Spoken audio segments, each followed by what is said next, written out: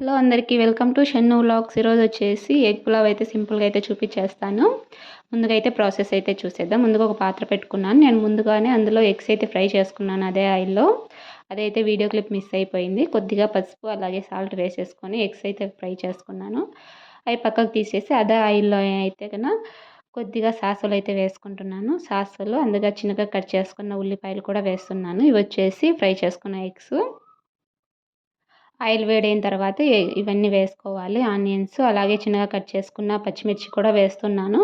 ఒక 2, 3 పచ్చిమిర్చి అయితే వేస్తున్నాను. మళ్ళీ కారం వేస్తాం కదా, అందుకనేసి పచ్చిమిర్చి తక్కువగా అయితే వేసాను.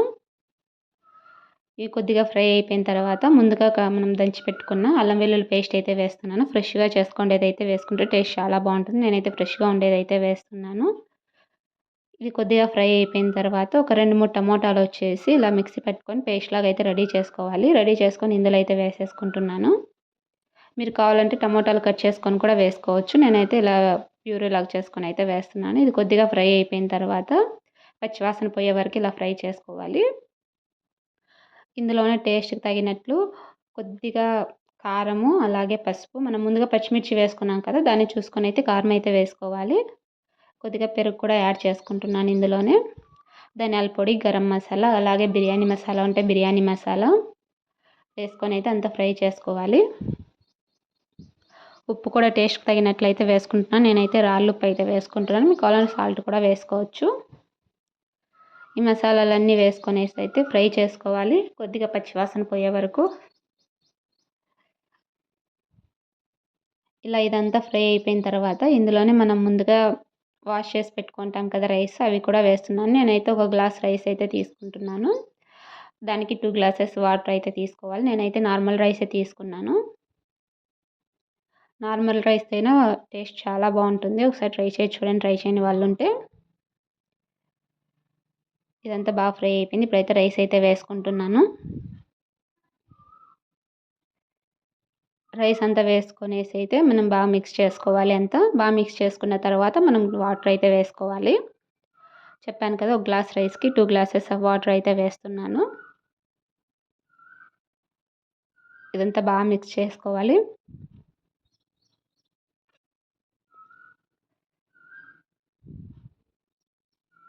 ఇలా మిక్స్ చేసుకున్న తర్వాత అయితే వాటర్ అయితే వేస్తున్నాను. మీ ఈ టైంలోనే వాటర్ వేసిన తర్వాత ఇందులోనే సాల్ట్, కారం అందుకు సరిపోయిందో లేదో చూసుకొని అయితే మళ్ళీ అయితే యాడ్ చేసుకోవచ్చు. మళ్ళీ ఒకసారి టేస్ట్ చూసుకొని ఇంకా వాటర్ వేసిన తర్వాత అంతా మిక్స్ చేసుకోవాలి. దీనిపైన కొద్దిగా పుదీనా అలాగే కొత్తిమీర అయితే కట్ చేసి అయితే వేసుకుంటున్నాను. ఇలా ముందుగా కూడా మనం ఫ్రై చేసేటప్పుడు వేసుకోవచ్చు. నేను ఇప్పుడైతే వేసాను. టేస్ట్ చాలా బాగుంటుంది. ఇలా వేసి చూడండి ఒకసారి. ఇంక ఇలా కాసేపు ఉడకనివ్వాలి రైస్ వేసేసి. ఇలా ఉడికేటప్పుడు హై ఫ్లేమ్లో పెట్టుకుంటాం కదా ముందే. ఇలా వాటర్ అన్నీ తగ్గిపోయిన తర్వాత కొద్దిగా సిమ్లో పెట్టుకోవాలి. సిమ్లో పెట్టుకొనేసి అయితే ముందుగా ఫ్రై చేసుకున్నాం కదా ఎగ్స్, ఆ ఎగ్స్ అయితే వేసుకోవాలి. ఆ ఎగ్స్ వేసుకొని ఒకసారి అంతా మిక్స్ చేసేసుకొనేసి అయితే ఒక 20 మినిట్స్ అయితే వదిలేయాలి సిమ్లో పెట్టేసి. అప్పుడు రైస్ బాగా కుక్ అయిపోతుంది. ఇప్పుడైతే రైస్ అయితే రెడీ అయిపోయింది. చాలా సింపుల్గా అయితే అయిపోయింది కదా ఎగ్ పులావు. చాలా బాగా వచ్చింది. టేస్ట్ కూడా చాలా బాగుంది. చాలా సింపుల్గా కూడా చేసుకోవచ్చు. చూశారు కదా, చాలా సింపుల్గా ఎగ్ పులావ్ అయితే రెడీ అయిపోయింది. ఈ వీడియో మీకు నచ్చిందని అనుకుంటాను. నచ్చితే లైక్ చేయండి, షేర్ చేయండి, కామెంట్ చేయండి, సబ్స్క్రైబ్ చేసుకోండి. Thanks for watching.